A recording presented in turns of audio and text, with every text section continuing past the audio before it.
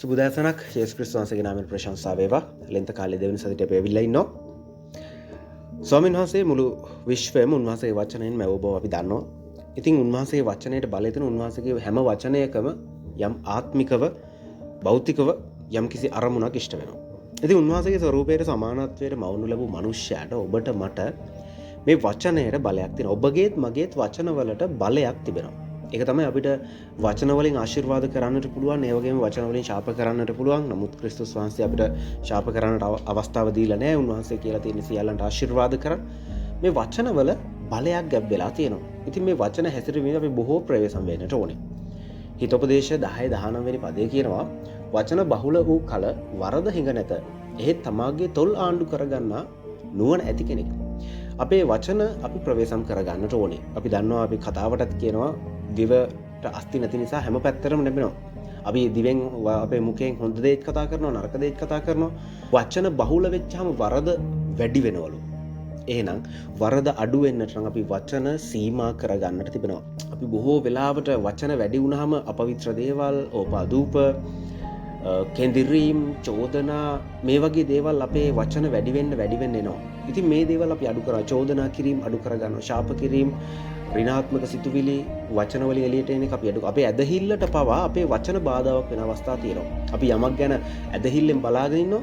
නමුත් අපේ වචන වලින් අපේ ප්‍රතික්ෂේප වෙන විදිහේ වචන කියනවා.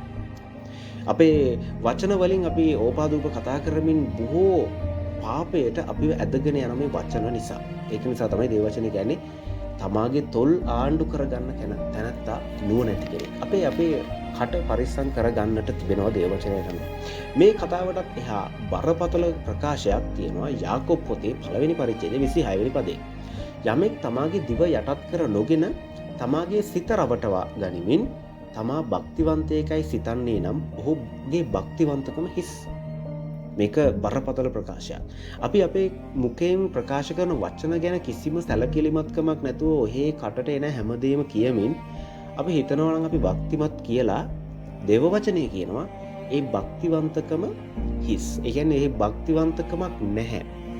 සැබෑ භක්තිවන්තයා තමාගේ වචන ගැන පරිස්සම් වෙනවා කියලා තමයි දේව වචනේ කියන්නේ. ප්‍රේම සහෝදර සහෝදරිය අපේ ජීවිතවලට ස්වාමීන් වහන්සේ හැමදාමත් කතා කරන හැමදාමත් අපේ ජීවිත හැඩගස්ව ගන්න ස්වාමීන් වහන්සේගේ වචනේ උදව් කරන අද දවසේ අපිට මේ කියන බලවන්ත පණිවිඩය ඔබට මට ප්‍රබල පණිවිඩයක් කියනවා. ප්‍රබල ආයාචනාවක් කරන දේව වචනය අපගේ වචන ගැන. අපි වචන ගැන පරිස්සම් වෙන්නට ඕනේ. අපේ වචන වලින් මොනවද අපි කියන්නේ?